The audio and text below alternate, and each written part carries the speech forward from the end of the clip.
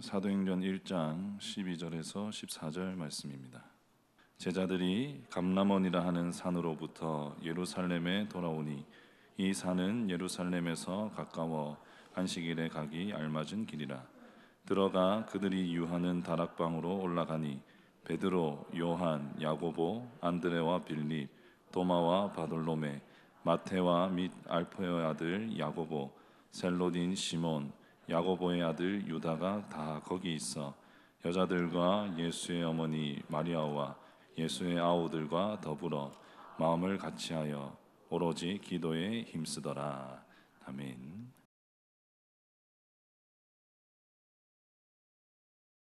예수께서 승천하신 후에 제자들은 감람원이라고 하는 산에서 예루살렘으로 돌아왔습니다. 주님이 승천하신 곳은 감람원이라고 하는 그 산 혹은 감람산입니다. 그러니까 올리브 나무가 빼곡히 그렇게 심겨져 있어서 올리브산이라고도 불립니다. 누가복음에는 예수께서 베다니에서 승천하셨다고 기록합니다. 그러니까 벳박에, 감람산, 베다니 다 같은 지역을 가리킵니다. 그 감람산에서 예루살렘으로 돌아온 겁니다. 당시 예루살렘 분위기를 한번 여러분 상상을 해보시길 바랍니다. 지금 로마 당국은 제자들이 예수 부활의 소식을 퍼뜨리면서 민심을 흐트린다, 그렇게 민심의 동요를 일으킨다고 생각을 하고 있습니다. 그래서 그 제자들을 잡고자 촉각을 곤두세우고 있습니다. 바리새인들을 위시한 종교인들도 신흥 종교 세력이 발을 붙이지 못하도록 강력한 견제구를 던지고 있습니다. 제자들 입장에서는 예루살렘은 더 이상 평화의 도시가 아니라 공포의 도시였습니다. 그렇지만 예수께서 승천하시면서 그 제자들에게 부탁하신 마지막 말씀은 하늘로부터 오는 능력을 받을 때까지 너희는 예루살렘을 떠나지 말라는 것이었습니다. 그래서 예루살렘에 돌아온 제자들은 한 다락방으로 올라갔습니다. 그러니까 영어에서는 특별히 정관사 드가 붙어 있습니다. 그러니까 the upper room 이렇게 되어 있어서 그 다락방이라고 이야기를 합니다. 이 말은 이 다락방이 제자들에게는 이미 친밀한 곳이었고 그들이 자주 거기서 모임을 가졌기 때문에 자기들끼리는 다들 알고 있는 장소였다라는 의미입니다. 이 다락방은 흔히 마가 요한의 다락방으로 그렇게 알려져 있지만 사도행전 12장 12절 말씀을 보시면 그곳이 마가 요한의 어머니인 마리아의 집이라는 사실을 구체적으로 알 수 있습니다. 학자들은 이곳이 예수께서 마지막 만찬을 나누었던 장소였다고 그렇게 말합니다. 또 예수께서 부활하신 후에 제자들을 찾아오신 것도 이 장소였을 것입니다.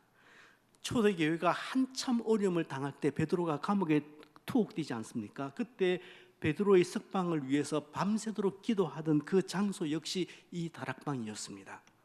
지금 그 다락방에 일단의 사람들이 집결해 있습니다. 그런데 사도행전 1장의 다락방 사건은 몇 사람이 모여 함께 기도했다, 단순히 그 내용은 아닙니다. 그보다 훨씬 더 큰 의미를 지니고 있습니다. 지금 기도하고 있는 이 현장은 구속사적으로나 교회사적으로 굉장히 중요한 장소입니다. 무슨 말이냐면 그들이 모여서 지금 기도하던 바로 그 현장에서 신약 교회가 탄생되기 때문에 그렇습니다. 지금 이 장소는 단순히 기도회를 하는 현장이 아니라 새로운 교회 공동체의 물꼬가 트이는 바로 그 현장입니다. 여러분, 세계의 역사는 로마 제국의 궁전에서가 아니라 로마 제국의 변방에 불과한 예루살렘의 한 다락방에서 출발하고 있는 겁니다. 누구도 예상하지 못한 장소에서 새로운 역사가 시작되고 있는 것입니다. 그 기도의 현장에 가롯 유다를 제외한 11명의 제자들의 이름이 거론되고 있습니다. 제자들이 다 모였습니다. 그런데 그곳에 다른 이들도 있습니다. 예수님을 따르던 여인이었습니다. 특이했던 점은 예수님의 가족인 그 어머니 마리아와 동생들도 그 자리에 있었다는 점입니다. 한때 예수님의 사역을 도무지 이해를 하지 못했던 가족들입니다. 그날 그렇게 다락방에 모였던 수가 대략 120명 되었다고 말합니다. 이들은 최초 신약 교회를 구성했던 구성원들이었습니다. 그들이 그곳에 모여서 더불어 마음을 같이하여 오로지 기도에 전념했다고 그렇게 말씀을 하고 있습니다. 마치 초대교회의 특별 기도의 모습을 보는 것 같기도 하고 첫 번째 부흥의 모습을 보는 것 같기도 합니다. 여기 더불어라는 말은 누가복음과 사도행전을 기록한 이 누가가 자주 그리고 즐겨 사용하던 표현법입니다. 이 말은 그냥 함께 했다 그런 간단한 표현이 아니라 서로 뜻을 같이 하고 함께 결정을 했다, 결정을 같이 했다 그런 표현입니다. 여러분, 지금 이곳에 사람 사이의 차별이 무너지고 있습니다. 남녀의 구별이 사라지고 있습니다. 당시 상황에서 남녀가 한 자리에 모인다는 것은 쉬운 일이 아닙니다. 특별히 당시의 여성들은 정말 공기 같은 존재들이었습니다. 공기같이 소중하고 유용한 존재를 말하는 게 아니라 공기처럼 있는 듯 없는 듯 지내는 존재라는 그런 말입니다. 그런 상황이다 보니까 여성이 남성들이 모이는 그 모임에 참석을 한다는 것, 또 참석한 모임에서 발언을 한다는 것은 가히 상상할 수 없는 그림이었습니다. 여성에게는 발언권 자체가 없었습니다. 다락방은 열려있는 공간이 아니라 닫혀있는 공간입니다. 그런 공간에 남녀가 함께 모이고 더 나아가서 여성들도 더불어 남성들과 함께 할 수 있는 것, 같이 한다는 것, 이건 보통 표현이 아닌 겁니다. 이건 그 당시로 보아서는 그야말로 파격이고 혁명입니다. 남녀의 구성 비율이 어느 정도였는지 알 수는 없지만 제가 추측하건대 분명히 여인들의 수도 만만치 않았을 것입니다. 그러니까 지금 상점벽해가 일어난 겁니다. 그런데 저는 오늘 본문에서 그보다 더 재미있는 사실 하나를 발견합니다. 제자들이 기도하고 있는 모습입니다. 물론 예수님 3년의 공생의 기간 동안에도 제자들은 주님을 따라다니면서 기도했을 것이라고 저는 생각합니다. 하지만 마태, 마가, 누가, 심지어 요한복음에도 그들이 자발적으로 원해서 기도했다는 기록은 단 한 곳도 없습니다. 심지어 예수께서 십자가를 목전에 두고 계실 때 그 마지막 순간을 위해서 겟세마네 동산에서 땀방울이 핏방울이 되도록 그렇게 절박하게 기도하실 때도 예수님의 수제자 3명은 바로 그 지근에서 골아떨어졌습니다. 그 숨가쁜 상황 속에서 말할 수 없이 괴로워하시던 그 주님을 위해서 잠시도 기도하지 못하고 잠들어 있었습니다. 어디 그뿐입니까? 귀신 들린 자를 고칠 수 없었던 그 이유는 결국은 그들이 기도하지 않았기 때문이라고 말씀을 하고 있습니다. 특별히 여러분, 이 누가복음과 사도행전을 기록한 누가는 예수님의 기도 생활을 아주 많이 강조했습니다. 다른 복음서에는 기록되지 않는 예수님의 기도하시는 모습이 누가복음에는 8번이나 더 기록이 되어 있습니다. 다른 모든 복음서보다 누가복음과 사도행전에서 기도하는 모습을 훨씬 더 많이 비춰주고 있습니다. 누가복음에 의하면 예수님은 세례 받으시기 전에 기도하셨고 유대인과 처음 마찰이 있기 전에도 기도하셨습니다. 제자들을 뽑기 전에는 예수님은 밤새 철학 기도를 하셨습니다. 우리가 보기에는 너무나 미숙한 제자들이지만 그러나 그 제자 12를 뽑기 위해서 주님은 간밤에 밤새도록 기도하시고 그 제자들을 뽑으신 겁니다. 고난에 관해서 처음으로 예언을 하실 때도 기도 먼저 하시고 그 말씀을 하셨습니다. 변화산 사건 때에도 기도하셨고 제자들에게 기도하는 법을 가르치기 전에도 먼저 친히 기도하는 모습을 보여주셨습니다. 베드로가 예수님을 부인하기 전에도 그를 위해서, 그 베드로를 위해서 기도하셨고 십자가 위에서 돌아가시기 직전에 그 잔을 돌이킬 수 있도록 그렇게 기도하셨습니다. 누가는 예수께서 그에게 주어진 모든 사역을 독자적인 힘으로 그렇게 감당하신 것이 아니라 늘 기도하시면서 하나님과의 친밀함 속에서 그 사역들을 다 감당하셨다, 그것을 강조합니다.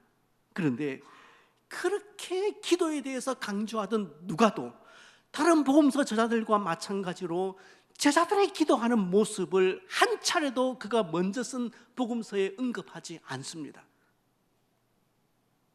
제자들은 하나님의 도우심이 절실히 필요해서 또 하나님과의 그 인격적인 교제를 위해서 그들 스스로 기도했던 적은 없습니다.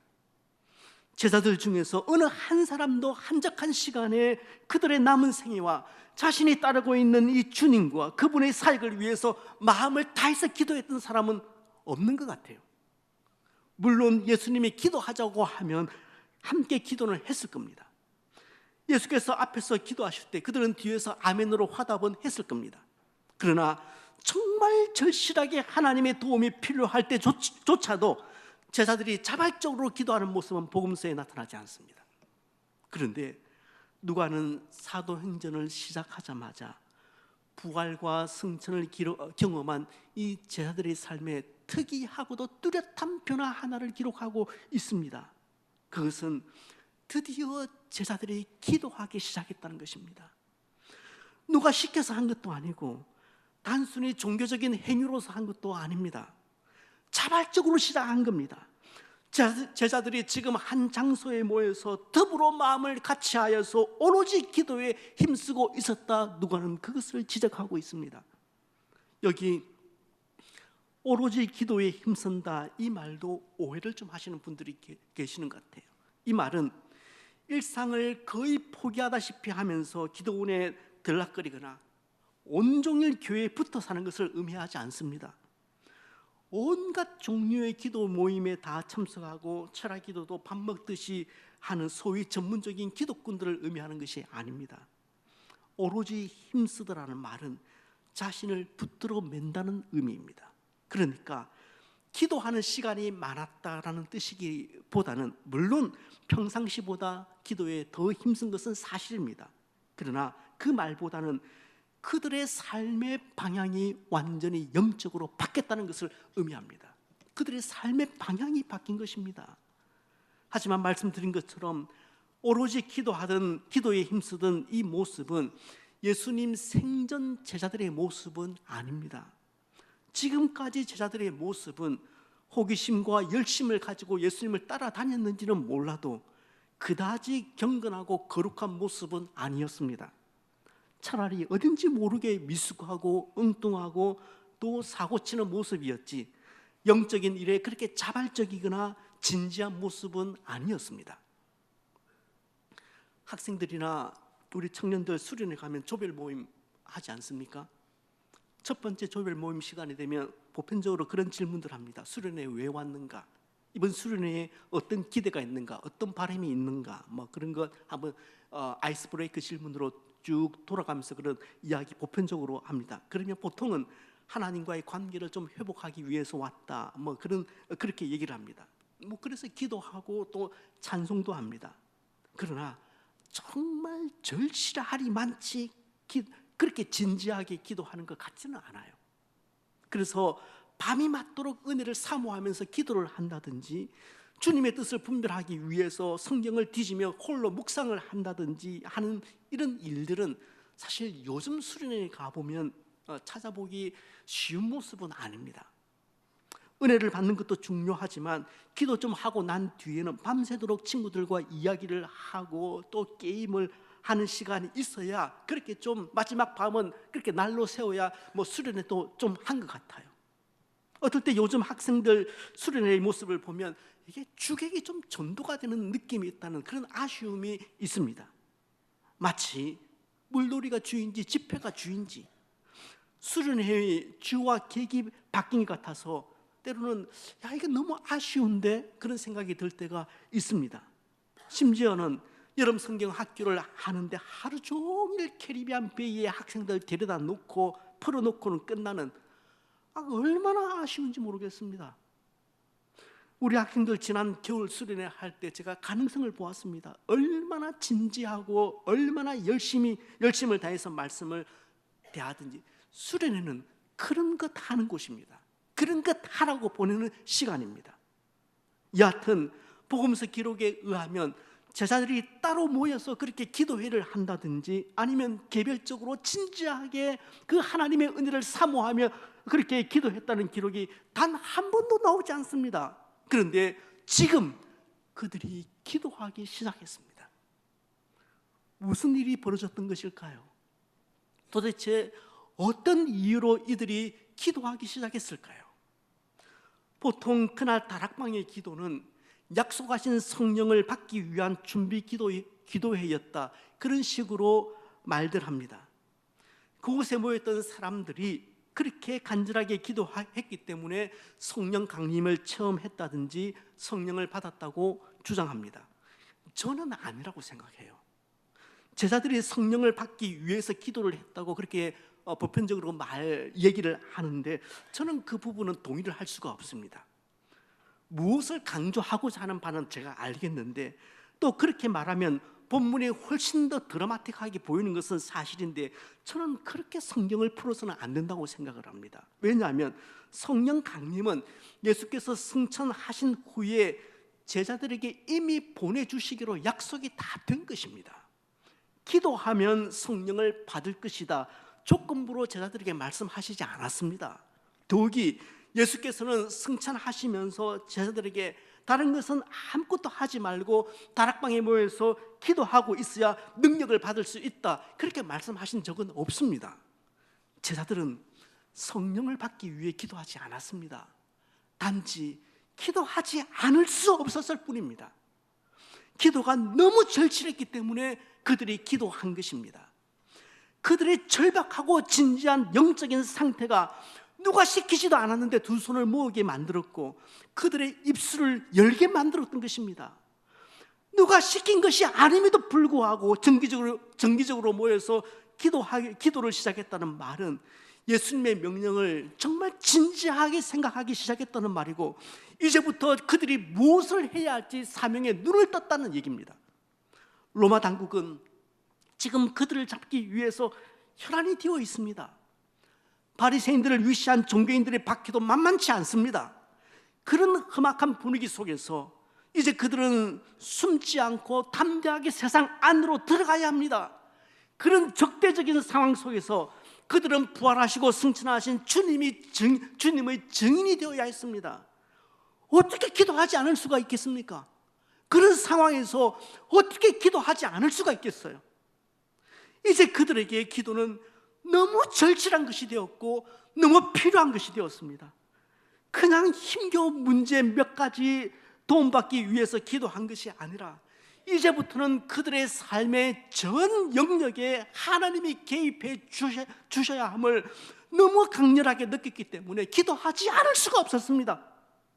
이제는 한두 문제 내가 요구하는 것만큼 문제 해결자가 필요한 것이 아니라 24시간 나와 동행하면서 내 삶을 송두리째 인도하실 그런 전적인 인도자가 그들에게는 필요했기 때문입니다. 여러분, 기도가 무엇입니까?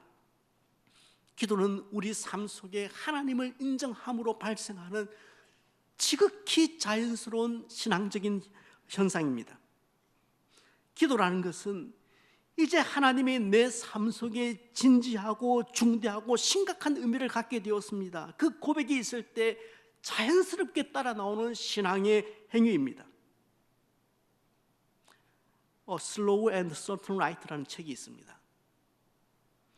성경 공부 교재까지 있어서 미국에 있을 때 소그룹에서 사용했던 책이기도 한데 제가 영문을 그대로 보여주는 것은 제가 번역서를 잘 찾지 못했다는 얘기입니다. 내용은 우리가 일상적인 그 삶 속에서 하나님의 인도하심을 어떻게 분별해낼까, 그런 내용의 책인데 책 내용이 좋으니까 이제 성경 공부 교재로까지 그렇게 만든 책입니다. 이 책의 저자가 좀 흥미로워요. 저기 보시는 것처럼 이 책의 저자는 엘리자베스 엘리엇입니다. 혹시 누군지 짐작하시겠죠? 그 유명한 짐 엘리엇 선교사의 부인입니다. 짐 엘리엇 선교사에 대해서는 제가 몇 주 전에도 말씀을 드렸습니다. 에콰도르의 그 아우카 인디언 부족에게 복음을 전하려다가 그들에게 처참하게 순교를 당했습니다. 그런데 부인 이 엘리자베스 엘리엇도 보통 여인이 아니었던 것 같아요. 유튜브를 검색해 보시면 이분의 설교 혹은 강의들이 제법 올라와 있는데 내용들도 아주 알찹니다. 남편 죽음의 현장을 그렇게 목격하고 돌아온 이 엘리자베트 엘리엇은 그 남편을 죽인 인디언 부락으로 아이들을 데리고 들어갑니다. 그리고 거기서 남은 생애를 그들에게 복음을 전하면서 그렇게 살았는데요. 그분이 은퇴한 다음에, 선교사로 은퇴한 다음에 2명의 탐험가가 이 엘리자벳을 찾아왔습니다. 두 사람은 안데스 산맥 동쪽을, 그 동쪽 숲속을 탐험하기 위해서 온갖 장비를 다 갖추고 이 엘리자벳을 만나러 왔습니다. 그들이 이 은퇴한 선교사님을 찾아온 이유는 탐사를 하다가 그 인디언 부족들을 만나게 될 텐데 혹시 그들을 만나면 길을 묻는다든지 혹은 도움을 요청할 때 필요한 인디언 말 몇 마디를 배우기 위해서 왔습니다. 그 두 사람을 만난 후에 엘리자벳은 자신의 느낌을 책에 이렇게 묘사를 했습니다. 제가 번역해서 한번 말씀드리겠습니다. 우리는 때때로 마치 나를 찾아왔던 두 사람의 탐험가처럼 하나님 앞에 나옵니다. 모든 것을 완벽하게 준비하고 필요한 모든 정보를 다 수집했다 생각하여서 확신에 찬 모습으로 하나님 앞에 나오지요. 하지만 필요한 모든 것을 다 준비했음에도 불구하고 아직 무언가 빠져있다는 생각이 들지 않습니까? 그들은 탐험 중에 그들에게 무엇이 필요한지 너무 잘 아는 듯합니다. 간단한 질문에 대한 대답을 이해할 수 있는 능력이 필요하다고 그들은 생각했던 것입니다. 아니 어쩌면 길 표시판이 필요했는지도 모릅니다. 그러나 정말 그들에게 필요한 것은 바로 안내원입니다. 지도, 길 표시판, 간단한 몇 마디의 말들 모두 다 좋은 것들입니다. 그러나 그보다 훨씬 더 좋은 것은 거기에 가본 적이 있고 그래서 가는 길을 알고 있는 안내원이 아닐까요? 우리는 하나님께 너무 작은 것들을 구하고 있다는 생각이 듭니다. 그러니까 지금 우리가 구해야 할 것은 한두 개의 길 표시판이 아니라 몇 마디 할 수 있는 그 단어를 익히는 것이 아니라 주님 저의 안내원이 되어 주옵소서, 이걸 구해야 하지 않겠는가, 그 얘기입니다. 주님 내 길을 인도해 주십시오. 처음부터 끝까지 나와 함께 해 주십시오. 주님이 저와 함께 가셔야 합니다. 주님이 나와 함께 가시지 않고 몇 마디 이렇게 해라 저렇게 해라 가르쳐 주시는 것만으로, 주님 그것만으로 제가 안심을 할 수가 없습니다. 언제 어떤 상황에서든지 주님이 나와 함께 해 주십시오. 이런 것들이 지금 제자들의 절박한 기도가 되었다는 말입니다. 그리고 기도는 그들의 생활이 되었습니다. 이후에 제자들은 유다의 자리를 대신할 사도를 뽑기 위해서 기도를 했습니다. 시간을 정해서 성전에 올라와서 기도도 했습니다. 감옥에 갇혔을 때도 기도했습니다. 사도행전을 보시면 이제부터 제자들의 삶은 기도로 시작해서 기도로 마칩니다. 예수님과 생활을 할 때는 예수께서 불과 10m만 떨어져 계셔도 기도 대신 잠을 청하던 제자들이었습니다. 시키지 않으면 기도할 줄 몰랐고 기도의 필요성조차도 모르는 것 같아서 예수께서 답답해 하시면서 중보하셨던 그 제자들, 예수께서 하늘로 승천하셔서 더 이상 지상에 계시지 않는 지금 갈피를 못 잡고 우왕좌왕하면서 자신들의 목소리를 높여 섬직한 바로 그때에 그들은 모여서 기도하기 시작했습니다. 여러분, 제자들이 변했습니다. 변했기에 모여서 기도했고 또 기도하면서 변했습니다. 모여 기도하면서 사명을 분명히 인식할 수 있었고 또 감당할 수 있는 힘을 얻었습니다. 모여 기도하면서 그들은 예루살렘에 머물 것이 아니라 흩어져야 될 것을 알게 되었습니다. 기도하면서 끊임없이 변화되어야 할 대상은 그들을 둘러싸고 있는 그런 삭막한 환경이 아니라 사정없이 몰아붙이고 있는 유대 종교인들이 아니라 바로 그들 자신임을 알게 되었습니다. 변화해야 할 대상은 바로 그들 자신임을 제자들이 알게 되었습니다. 기도와 관련해서 제가 수집해 놓은 예화 가운데서 우리 가까이 있는 수영로 교회 원로 목사님 정필도 목사님 이야기를 제가 좀 나누고 싶습니다. 수영로 교회가 한참 부흥하고 성장할 때 이야기입니다. 교회 집사님 한 분이 우리 정필도 목사님을 그렇게 힘겹게 했는 것 같아요. 견디다 못해서 목사님께서 금식하면서 철학 기도를 하셨답니다. 그 내용은 하나님, 그 인간 데려가시든지 내 목회 여기서 끝내게 하시든지, 그렇게 그 기도를 두고 얼마나 철학을 하시면서 그렇게 식은 땀을 흘리면서 기도를 하셨답니다. 얼마나 힘들고 괴로웠으면, 얼마나 그 집사가 그렇게 괴롭혔으면 그렇게 기도했을까, 그런 생각이 들어서 마음이 아팠습니다. 밤새도록 그 집사 데려가든지, 하나님 내 목회 여기서 끝내든지. 아침이 푸옇게 밝아오는 그 미명의 시간에 하나님이 그 정필도 목사님께 이런 응답을 주셨답니다.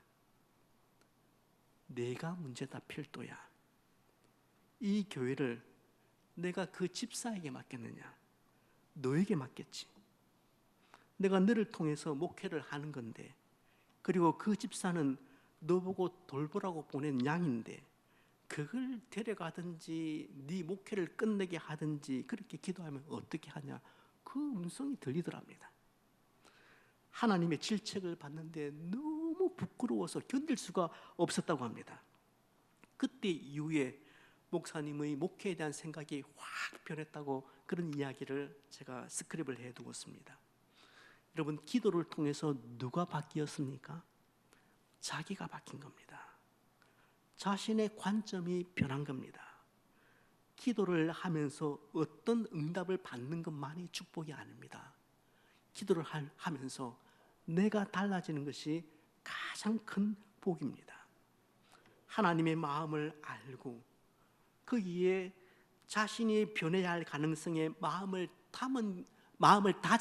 닫은 그런 기도는 성경에서 말하는 그게 정욕적인 기도입니다. 하나님이 듣지 않으시는 기도입니다. 그래서 키에르케고르는 아주 유명한 이런 말을 남겼죠. 기도는 하나님을 변화시키는 것이 아니라 기도하는 사람을 변화시키는 것이다.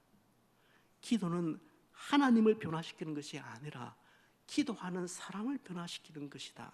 이렇게 이야기를 합니다. 이제 제자들에게 신앙은 더 이상 액세서리가 아닙니다.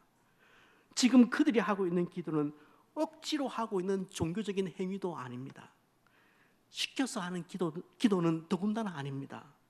그들에게 기도는 이제부터는 생명이었습니다. 이제부터는 생명이 된 거예요. 그래서 그들은 모일 때마다 기도하기 시작했습니다. 단순히 얼마나 많이 기도했느냐, 얼마나 자주 기도했느냐, 그 문제가 아니라 이제는 그들의 삶 속에서 하나님을 진지하게 생각을 하기 시작한 겁니다. 그만큼 그들에게 절실했던 것입니다. 여러분, 절실하면 기도합니다. 절실하지 않으면 기도하지 않습니다. 아직까지 아쉽지 않기 때문에, 아직까지는 덜 절실하기 때문에, 그걸 덜 아쉽기 때문에 기도하지 않는 겁니다. 자신의 생각이 다인 줄 알기 때문에 그렇게 기도하지 않는 것입니다. 교만한 겁니다. 하나님 앞에서 교만한 겁니다. 우리 한 달에 한 번씩 권사 기도회에 모여서 그렇게 기도하는 모습이 얼마나 귀한지 모르겠습니다. 그렇게 정기적으로 모여서 우리 직분자들이 기도하기로 정했다면, 일 때문에 참석하지 못하는 것이야 뭐 어쩔 수 없겠지만, 그렇지 않다면 좀 피곤하더라도 스케줄을 이미 한 달 전에 나오는 것이, 스케줄을 좀 조정할 수 있는 것이라면 조정해서 그 기도회에 참석해서 기도의 힘을 더 내시길 바랍니다. 우리 중보기도팀 단 몇 명이 모이지만 끊임없이 주일 예배와 또 교회를 위해서 기도하시는 것 잘 알고 있습니다. 참 감사한 마음입니다. 계속해서 기도해 주시길 바랍니다. 특별히 직분을 받은 자들이, 직분을 받은 분들이 은혜 생활을 하지 않으면, 직분을 받은 분들이 은혜 생활을 하지 않으면 그 직분이 명예가 되고 권세가 되고 결국은 자기 의가 됩니다. 말씀과 기도와 예배를 통해서 직분자들이 은혜 생활을 하지 않으면 자신은 물론이지만 교회에 덕을 세우지 못합니다. 오히려 폐만 끼치는 그런 직분자가 됩니다. 그런 균형이 무너진 재직들이 보여요. 여러분, 직분자들이 은혜 생활을 하지 않으면 그건 교육자들도 마찬가지예요. 그들이 은혜 생활을 하지 않으면 그 직분이 멸가 된다니까요. 그 봉사가, 그 섬김이 자기 의가 된다니까요. 더 기도에 힘을 쏟아야 합니다. 기도회라는 틀을 만들어서 기도하게끔 하는 것도 좋겠지만 그건 그다지 어렵지 않아요. 만들고 그냥 밀어붙이면 되는 것이니까. 그러나 저는 우리 소명교회의 분위기 자체가 좀 기도하는 그런 분위기였으면 좋겠습니다. 그래서 2명씩, 3명씩 주일날 만나서 함께 교제하다가 기도 제목이 나오면 그냥 그 자리에서 같이 손을 잡고 기도하는, 그게 아무 데서건 그렇게 기도하는 장면이 자주 목격되었으면 참 좋겠습니다. 그렇게 손을 잡고 서로를 기도하는 모습이 지나가는 사람들, 성도들이 그 모습을 볼 때 그게 자연스러울 수 있다면 얼마나 좋을까, 그런 생각을 해봅니다. 저 사람들 무슨 문제 있나? 그게 아니라 기도하고 있으면 그걸 자연스럽게 보고 지나갈 수 있는 그런 교회였으면 참 좋겠습니다. 적어도 그 모습은 형식이 아니잖아요. 그러고 보면 좀 더 기도해야 될 필요성을 느끼는 그런 사역팀도 생각이 날 겁니다. 여름 수련회나 성경 학교를 앞두고 반드시 기도하셔야 합니다. 반드시 기도하셔야 합니다. 늘 제가 교육자들에게 강조를 합니다만 그렇지 않은 부서도 있는 것 같아요. 여러분, 구색 맞추기 기도회라면 하지 마세요. 안 하는 게 낫습니다. 그냥 수련회 앞에 한 번은 그렇게 모여야 한다, 기도해야 한다, 그런 것이라면 그런 마음에도 없는 떼오기식 기도는 하지 마세요. 성령께서 역사하지 않습니다. 정말 답답하시다면, 정말 이 아이들이, 이 청소년들이, 이 청년들이 은혜를 받아야 한다면 어떻게 기도하지 않을 수가 있겠습니까? 어떻게 기도하지 않을 수 있어요? 세상 가치관이 다 묻어져 가는데 그런 아이를 볼 때 이제 1년 중에서 가장 큰 행사를 앞두고 있는데, 여러분 수련회를 앞두고 있는데 어떻게 기도하지 않을 수가 있단 말입니까? 그건 기도하는 모습이 너무나 자연스러운 거다이지 않습니까? 저 아이들의 모습을 보면은, 그러니까 우리 힘으로는 변화시킬 수 없으니까 성령께서 하시는 일이니까, 내가 말씀을 가르쳐도 결국은 성령께서 마음을 문을 여셔야 하는 일이니까, 그러니까 기도하지 않을 수가 없지 않겠습니까? 부탁을 드립니다. 이제 여름이면 한참 우리 교육부서가 바빠질 시간인데 무엇이 가장 먼저인 줄을 아셔야 합니다. 그리고 그 일에 힘을 쏟아야 합니다. 힘을 쏟아야 합니다. 정말 이 수련회에 돈도 많이 투입되지만, 인력도 많이 투입되지만, 정말 이 2박 3일 그 짧은 정해진 시간 안에 우리 다음 세대가 말씀으로 변화를 받아야 한다면 그 전에 성령께서 역사하시길 위해서 우리가 좀 시간 투자하고 할애해서 모여서 기도해야 하지 않겠습니까? 성도 여러분, 우리가 하나님을 정말로 사랑하고 세속적인 가치관 속에서 믿음으로 살기로 작정한다면 기도하지 않을 수가 없습니다. 어찌 우리가 기도하지 않고 이 세상을, 이 험악한 세상을 건너갈 수 있겠습니까? 사랑하는 성도 여러분, 하나님은 교회를, 또 가정을, 그리고 개인을 말씀으로 세워가시기 때문에 교회 공동체는 말씀을 듣고 말씀을 배우는 일에 힘을 내야 합니다. 아울러서 하나님은 교회를, 또 가정을, 그리고 각 개인을 우리 기도를 통해서 만져가시기 때문에 교회 공동체는 반드시 기도하셔야 합니다. 반드시 기도해야 합니다. 여러분, 제자들이 변했습니다. 제자들이 변했습니다. 정말 기도하지 않던 사람들입니다. 그렇지만 기도하고 있습니다. 이제부터 그들은 달라진 삶을 살게 될 것입니다. 무슨 일이 있든지 기도하고 또 기도하고 기도합니다. 주님의 도우심이 정말 절실했기 때문에 그렇습니다. 그렇다면 이제 우리도 변해야 되지 않을까요? 이제 우리도 기도해야 되지 않을까요?